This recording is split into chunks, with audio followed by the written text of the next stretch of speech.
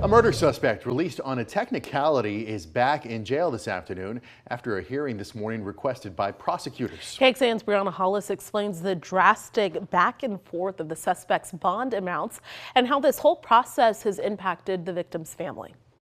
We're all just so heartbroken behind this. To know my brother is to love my brother. He was just so sweet, so loving. Police believe Stephon Morson shot and killed Keyshawn Cage on Burton Drive in October. His bond started at $800,000, but per state law, it dropped to just $100 after prosecutors missed the 90-day deadline to indict him. After prosecutors requested a higher bond, a judge ultimately upped that bond to $100,000. Morson would have to pay 10% of that, so $10,000 to get back out of jail. We're grateful that he's back in custody. It's not the price that we wanted. Brian Erskine, Morson's attorney, says the district attorney's office, quote, dropped the ball and they should have been able to secure an indictment within 90 days on a murder case. This is, in fact, a show to try to move the fault of their office from their failure to indict over onto the judge. So the first question I want to ask is how that 90-day deadline was missed in this case. We pressed District Attorney Jose Garza on why this 90-day deadline was missed in the first place. After spending some time talking about his office's commitment to public safety, he got to the meat of the answer. We identified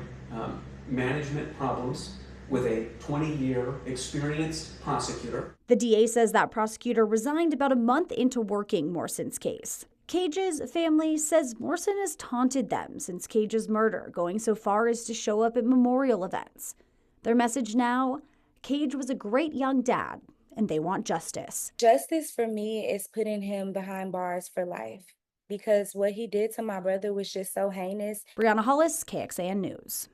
Morson's attorneys plan to appeal the judge's bond increase. They don't believe she was allowed to issue a new bond after Morson was released.